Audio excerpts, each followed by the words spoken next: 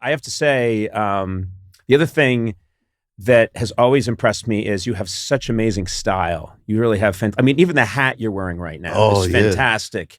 These are fun. This is a good friend of mine.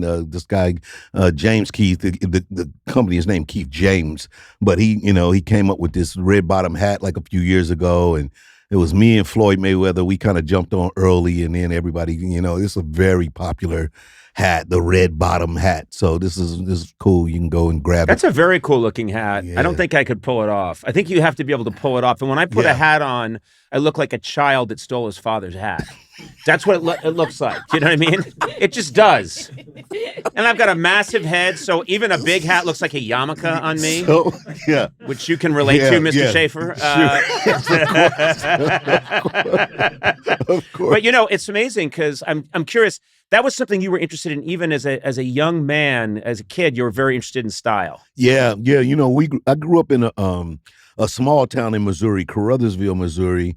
But my mother, who was probably, I guess in her generation, was one of the first people to kind of go away to college and then come back. Yep. And so she knew how to do the order from the catalogs and so people would normally shop at the little local store in town. But my mother would be like, ordering from magazines. And so very early on, I could remember having like nice outfits when I go to school, right. 3rd, 4th grade, like people would know me for my clothes.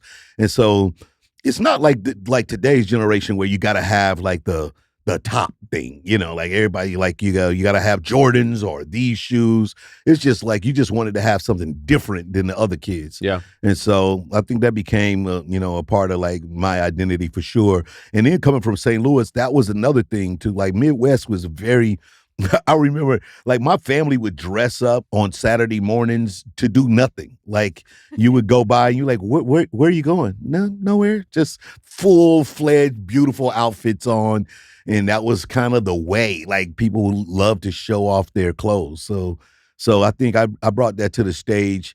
And it was good because I think very like right after me, the kind of jeans and T-shirt thing became very popular, and I kind of like that I treat going on the stage more like a professional. Yes. Yeah. I always like, even to this day, if I'm on stage, I like to put on a tie. Mm-hmm. And sometimes I'm wearing it with a jean jacket, but I'm wearing a tie because I like to create the difference between, it's like if you get up at the altar or something in church, you want to have a little bit of that feeling of separation that I'm dressing up to go do this thing that's very important to me. Yeah. And you have to show it in very small ways. But I didn't realize how much clothes could influence a person. I had no clothes.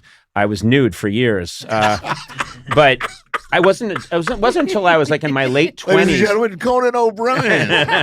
Then shrieks. Shrieks. He's not wearing anything. I can see his veins. Here, take my yarmulke. Cover that thing up. Cover your other head.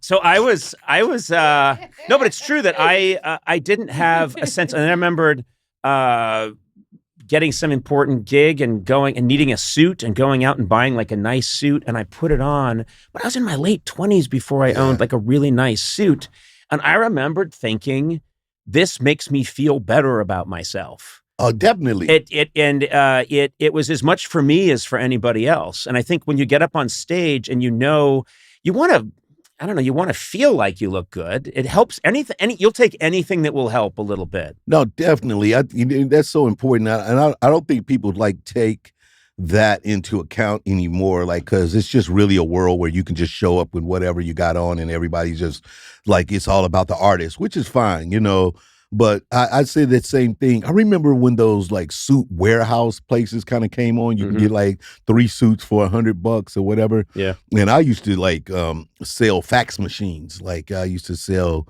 the Ricoh fax machine.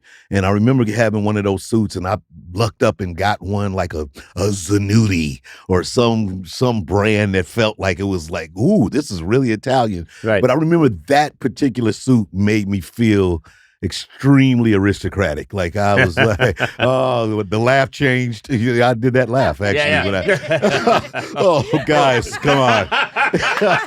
Yeah, anybody can get a message from you. Like, just put this in there. This is going to be the thing for the next 7 decades. You're gonna. The fax is never going away. Never going out. You're gonna need this. Trust me. You can own this forever, fam. You were a claims adjuster for State Farm's insurance. Oh for a while. Yeah. That was that. Were you good? Were you a good claims adjuster? No. Let's just get that out there. And in case anyone's trying to hire you, in let's case get that out there somebody's still now. in a rental car, which is probably the kind of stuff I would do. I was like one of those claims adjusters. Like, you give me any hard luck story, I'm like, okay, sure, that makes sense. And to the point that one year, a mummy stole your house. Yeah, of course, yeah, I get it. Mummies, it's been a rash. Trust me, I see it all the time. I got files just stacked up over here. You're good.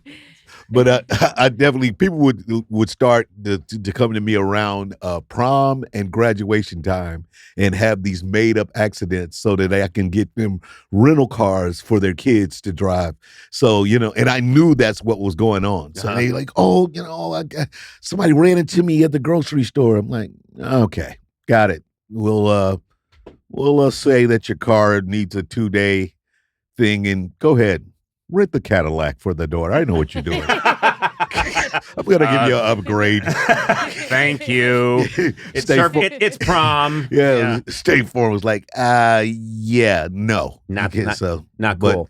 But I was able to do that for a while. That was a fun kind of professional gig where you did learn, like all the differences between people's personalities, because car people are exactly kind of who you think they are. Like Corvette people are the super, the best. If you can't tell a Corvette person anything. They drive a Corvette. You're like, we didn't have Ferraris in St. Louis, so that was rare. If I met a Ferrari person, I would be in awe. Yeah. To this day, I've never driven any of those fancy cars. Really? I've never driven a Ferrari or a Lamborghini or a Bugatti or any of those. I don't even know what it's like to drive one. I don't know that I've been in one. Yeah, I had a Ferrari for like maybe a couple of months. It kept breaking. It was weird. I don't know. I felt like I had a limit or something, so I didn't really keep that one.